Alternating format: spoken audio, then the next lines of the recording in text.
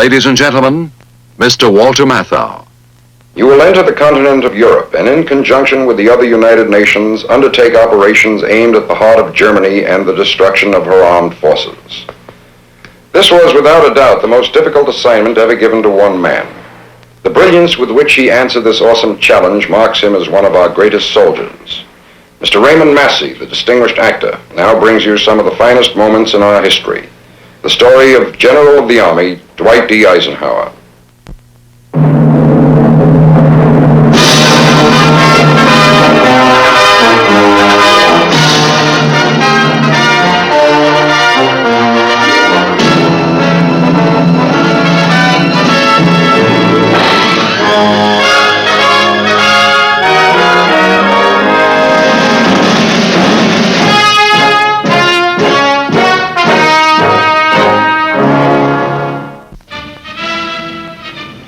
The time is June 1945. The occasion, the return to his homeland of a war hero whose stature has seldom been matched in the esteem of his countrymen. The European phase of the greatest war America ever fought is over, and part of the warmth with which the people of Abilene, Kansas greet General Dwight D. Eisenhower reflects the deep joy of a nation approaching peace again. Some of it is the kind of welcome any hometown might give a favorite son who has done a good job. But more than anything else, it is a tribute. A gratitude felt in every corner of the Allied world, no less than in Abilene, toward the man who stewarded the crusade to its victory. It was a crusade with many battles and many triumphs, but it found its symbol in one day above all others. D-Day, June the 6th, 1944.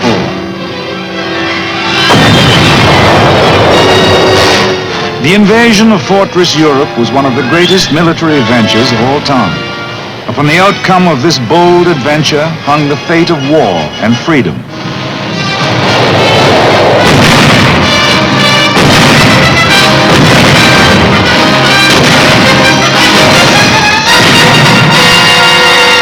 It was because so much of man's hope had been bound up in the success of this adventure that the architect of that success found the hearts of the people open to him from Europe to the town of his boyhood, where the adventure of Dwight D. Eisenhower, the man, began. Abilene, Kansas, today, a busy and proud town of almost 7,000 people living in the heart of the western wheatland, is typical of the kind of town that comes to mind with the phrase, grassroots America. The mark of the past is on it, but it does not live in the past. Its streets and its buildings bear testimony to a living and growing America.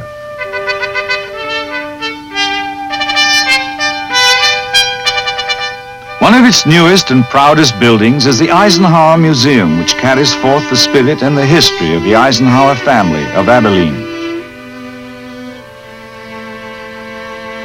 It is visited daily by citizens from all parts of the country, ranging from dignitary to schoolboy. Inside the museum, the life of Dwight Eisenhower, boy and man, is depicted in a series of murals. From infancy, that life had the flavor of grassroots America about it. Eisenhower was born in 1890 in Denison, Texas, of parents whose families had migrated to Pennsylvania from Europe and thence to the American Midwest. Young Eisenhower's parents had lived in Abilene before his birth, and it was to Abilene, once the wild town at the end of the Chisholm Trail, now a peaceful village of the plains, that they returned when he was an infant. And it was here that he grew to maturity through a childhood that was active, eager, and happy. An experience shared with devoted parents and spirited brothers. A childhood as rich in the important things of life as ever graced the development of any man. It was an active boyhood in which sports played an important part. He excelled at baseball, both in school and on a vacant lot next to his home. But football was his first love, and his high school coach called him the most outstanding tackle in the valley.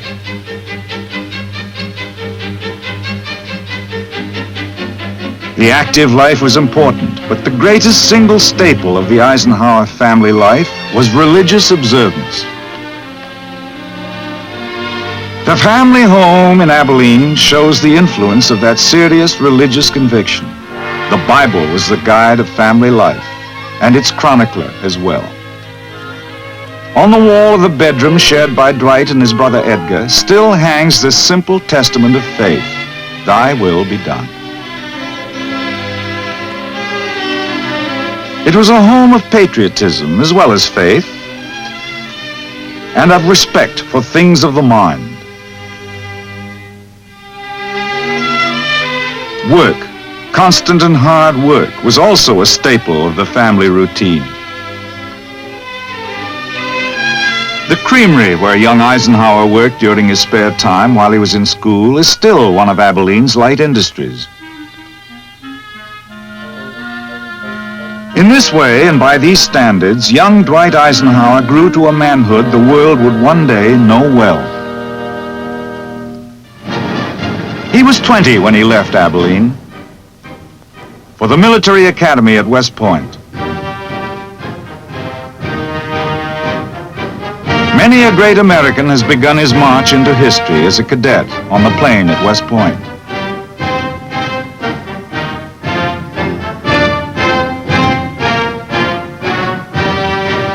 Eisenhower was graduated from the military academy in 1915 and commissioned a second lieutenant of infantry.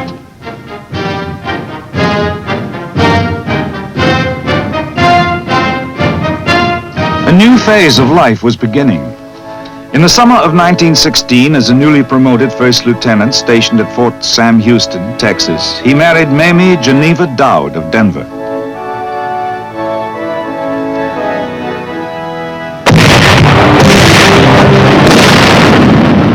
Events in Europe were forging a new phase of life for the entire world. World War I gave many a future general his first experience with combat. But young Eisenhower was not among them. World War I brought him instead command of a tank training center at Gettysburg, Pennsylvania, where he prepared troops of the new Tank Corps for overseas duty. His performance won for him the Distinguished Service Medal, but before he was able to get to Europe, the war ended.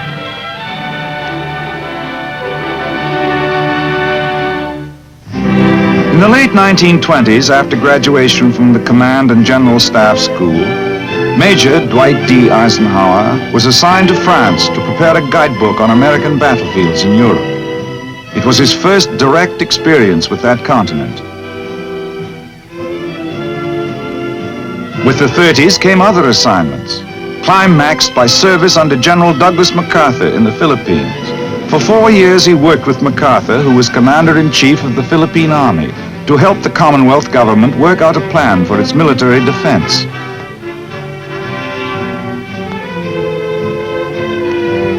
Ordered back to the States in December 1939, Lieutenant Colonel Eisenhower went to Fort Lewis, Washington, as executive officer of the 15th Infantry Regiment.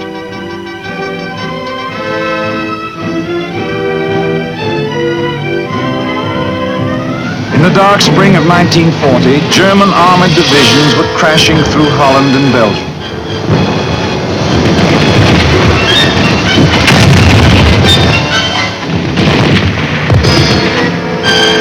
The Luftwaffe was streaking its destruction through Europe's skies. France was prostrate, and beleaguered Britain was standing alone. The United States had passed the Selective Service Act to prepare for what inevitably lay ahead.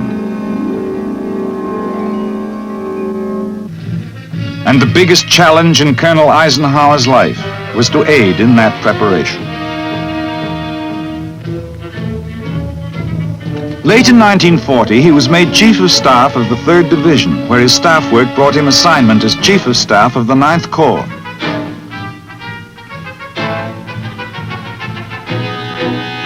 In the summer of 1941, Colonel Eisenhower became Chief of Staff to General Walter Kruger, whose newly organized 3rd Army was preparing to participate in the most realistic war maneuvers yet held by American troops.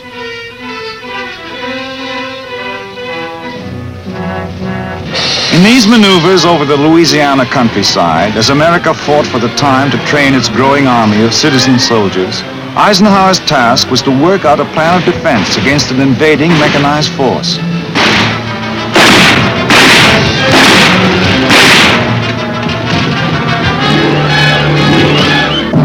Soon after the maneuvers were over, Eisenhower was promoted to brigadier general, and within a matter of days came the bombing of Pearl Harbor.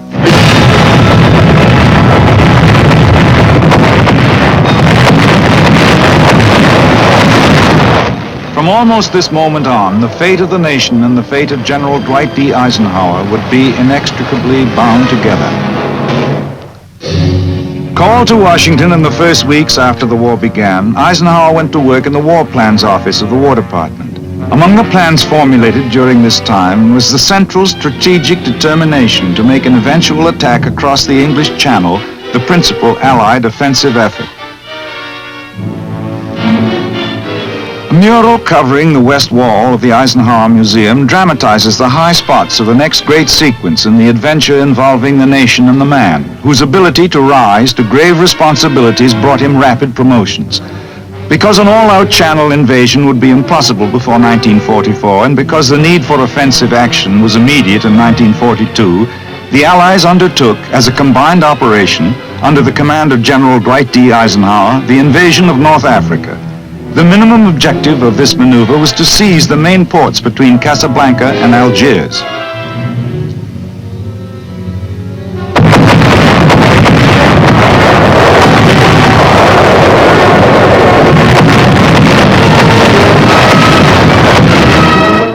Along the rim of the North African coast, troops were ashore in late November, encountering resistance ranging from mild at Algiers to surprisingly stiff at Casablanca.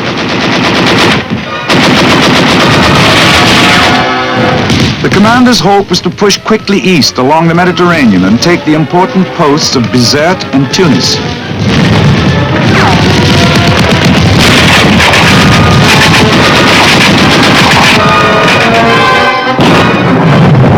But a number of unfavorable circumstances, including treacherous weather conditions, prompted the commander to hold off on this vital assault.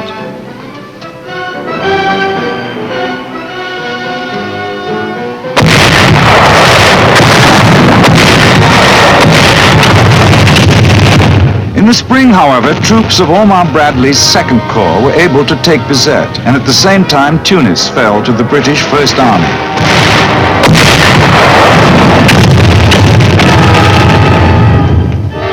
And with these victories came the end of the Axis Empire in Africa. The Allied leaders and the men who had fought under them proudly commemorated their victory.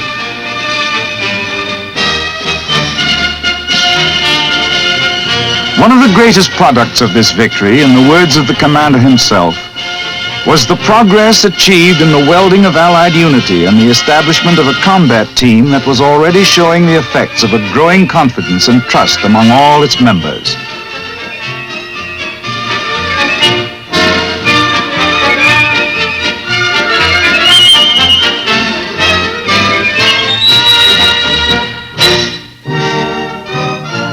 The successful end of the campaign brought personal recognition of Eisenhower throughout the world as a great leader, but the commander himself interpreted this recognition as proof that free men can find in unity the way to victory, even against seemingly invincible odds.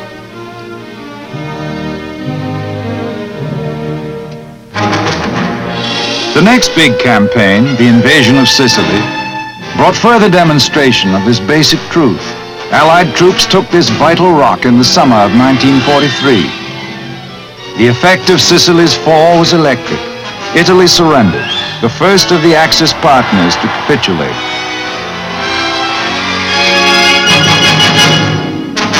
And now the Allies prepared for what was to be the most fiercely fought battle of the Mediterranean War.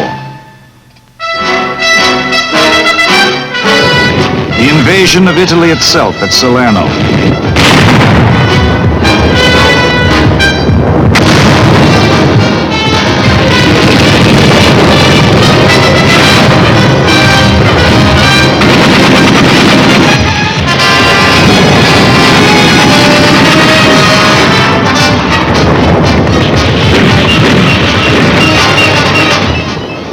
miracle of courage and tenacity, troops of General Mark Clark's Fifth Army established a beachhead against overwhelming German odds and went on to take Salerno and the vital port of Naples.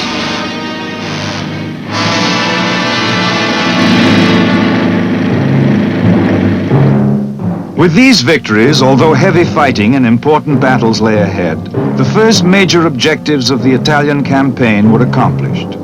Allied forces were on European soil and would be able to pin down German troops far from the scene of the cross-channel invasion planned for the following year.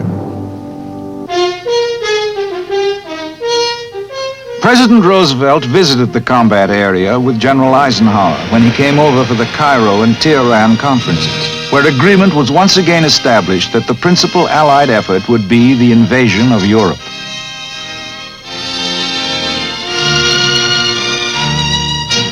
Shortly afterward, the man who would command this awesome undertaking was named General Dwight D. Eisenhower, whom people throughout the free world were now calling the Man of the Hour. On the opposite wall of the museum, another mural depicts some of the major episodes in the Great Crusade which liberated Europe. The Supreme Commander's orders from the combined Chiefs of Staff were quite simple: to land on the coast of France and thereafter to destroy the German ground forces. Between the order and its execution lay an agony of effort. Across the Channel, the heavy fortifications lining the coast of France bespoke the Nazis' belief that they could push the invading armies back into the sea.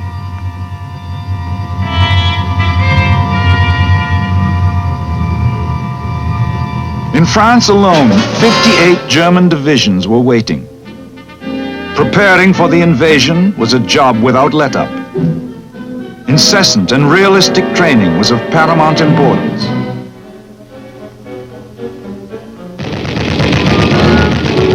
The challenges of morale, the myriad details of coordination on every level, all these were overwhelming. But through those tense months in the early part of 1944, the preparations continued. And finally, after being postponed one day because of weather conditions, the eve of the day of decision was at hand. The commander visited the airborne troops who would lead the invasion. I found the men in fine fettle, he wrote later, joshingly admonishing me that I had no cause for worry. D-Day, with the fate of the war hanging in the balance.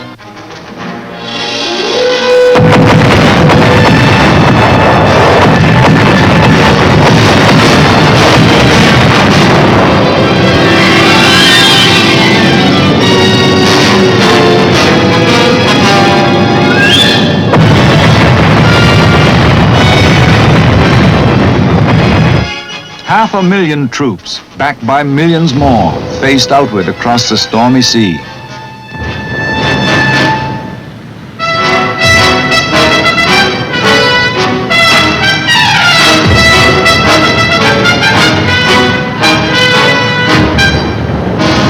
On beaches that dotted the French coast of the Channel, British, Canadian, and American troops touched shore.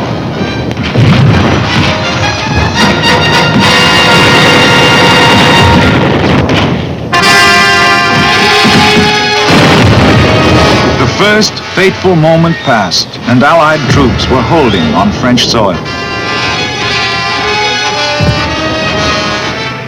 1 week after the landings, the commander was able to say to the vast armies under him, "Your accomplishments in the last 7 days of this campaign have exceeded my highest hopes." Less than 2 months after the invasion, the Allied force broke out of the beachhead perimeter in the hedgerow country around St. Lo.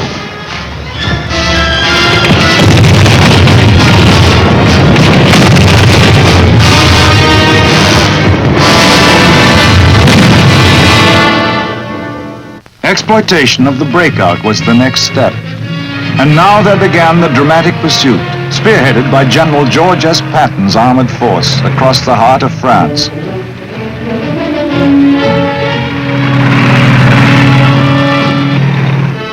And then the grand triumphant march, through Paris, which was freed by French troops and soldiers of the U.S. Fifth Corps.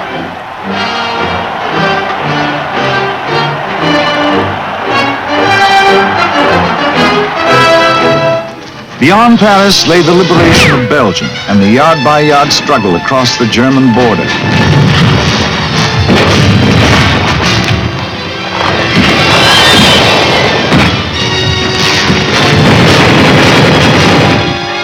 Blocking the steady pursuit of victory lay the Nazi counteroffensive in the Ardennes sector, known as the Battle of the Bulge. Through a grim and bleak period of several weeks, the enemy, supported by the most devastating of weather conditions, isolated and assaulted Allied forces.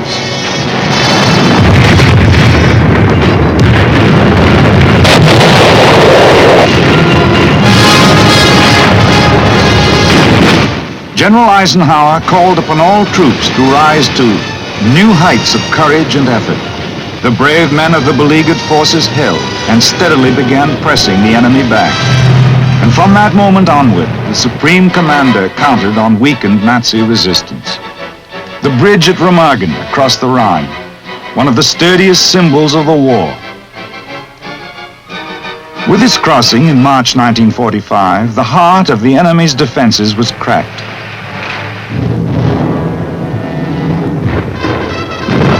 There remained the substantial task of mopping up what was left of the enemy west of the Rhine.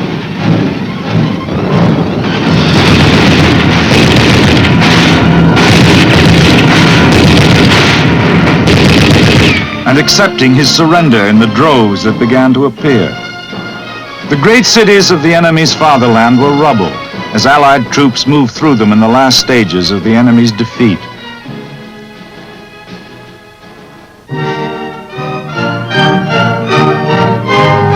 Both Commander and GI were able to find the exultation that comes when victory is close.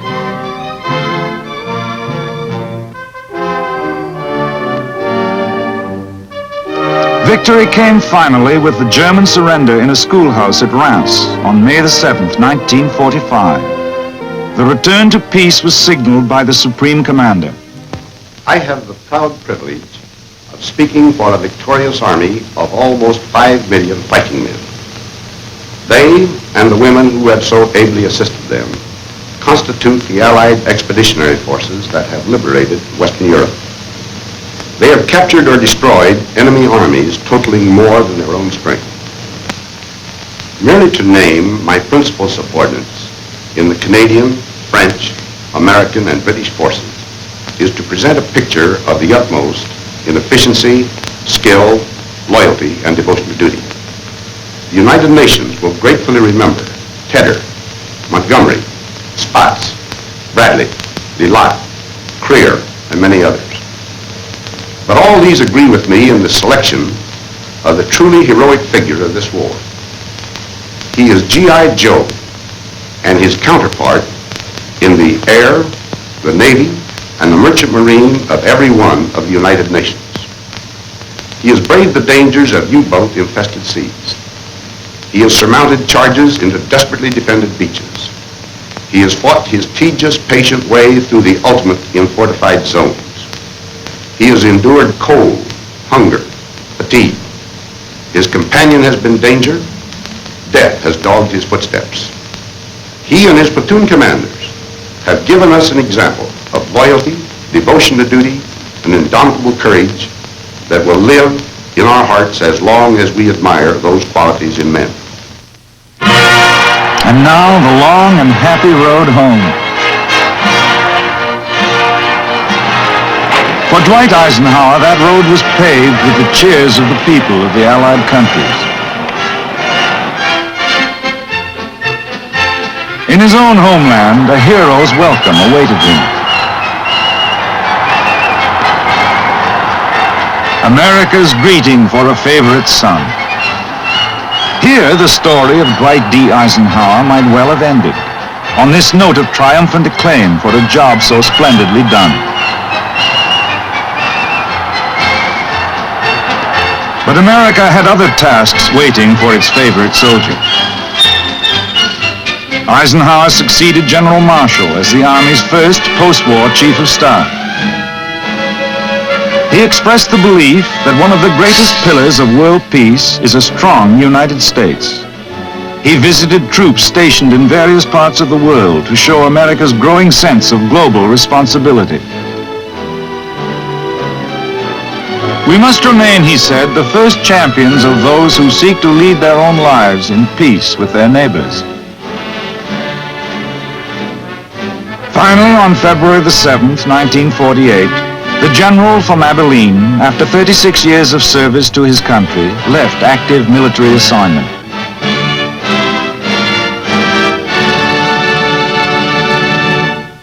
But not active participation in the life of his nation.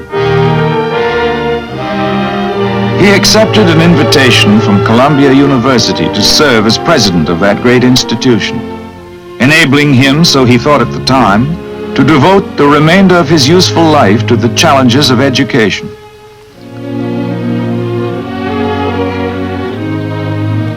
But events of the post-war world dictated otherwise. The urgent necessity for unity in the free world brought into being the North Atlantic Treaty Organization. And it was evident that only one man could make that vital and complicated organization work from the outset, Dwight D. Eisenhower. At the end of 1950, he answered his country's call once more. And once more, he was on European soil to assume supreme command of the land, the sea, and the air forces of a grand defensive alliance. Against the new threat rising from the Soviets, who had once been his nation's ally, he had to create in the war-weary European soul the will to defend itself, so that freedom so dearly bought would not be lost. For more than a year, he labored diligently at his task of coalition. When he turned over the reins of command to General Matthew Ridgway, the structure of military unity among free nations, on which rested the hope for continued peace, was established. Once again, with the accomplishment of substantial victory behind him, this might well have been the end of his public career, and in a sense it was. The closing chapter in the story of Eisenhower the soldier.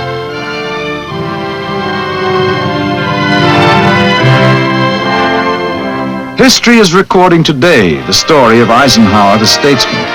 The stories may be separate, but soldier and statesman, they are the same man, Dwight D. Eisenhower, citizen of the United States, spokesman for and symbol of the free world, and son of Abilene. As rich a study as this nation has produced of the capacity for greatness which lies at its grassroots.